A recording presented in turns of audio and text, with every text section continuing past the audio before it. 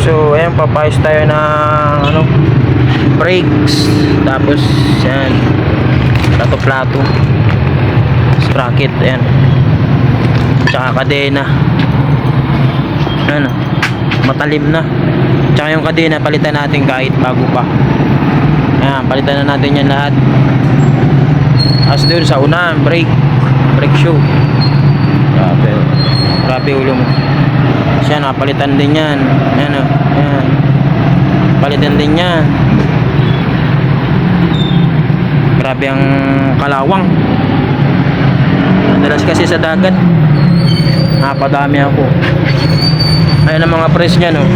180, 180, tapos 310, tapos 130 brake shoe.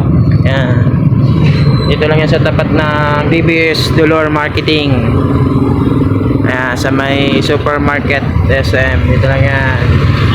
Dito lang guys sa Dait. Napakamura lang yan dito guys. Ka-discount ka. Dito lang, dami dito pagpipili, napakalaki dito sa Dait. Yan, iinom lang si kuya yung magawa. Waiting lang natin.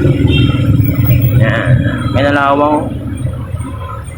Grabe ang kalawang. Ito lang yan. Malapit lang ito sa Japan Surplus.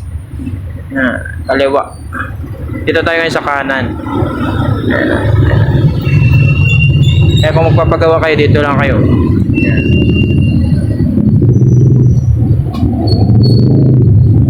Brake shoe. 130 po ang price nito. Sa iba, 175. Yan.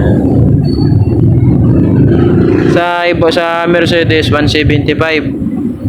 Tapos dito, 130. Di pa pare-parehas ang price, kaya dito ako pumunta.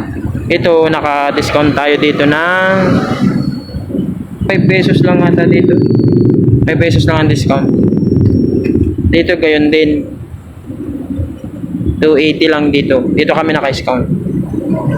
280. Tapos ito 170. Yan. 70 lang. Yan.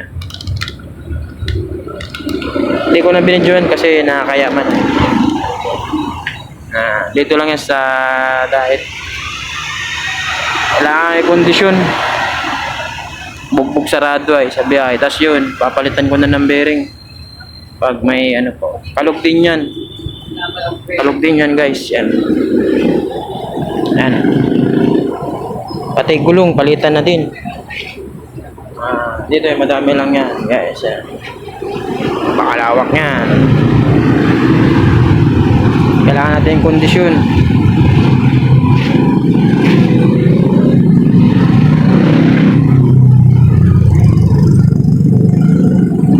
Ito, di ko pa nakakabit yung cover. Mayroon yung cover dun.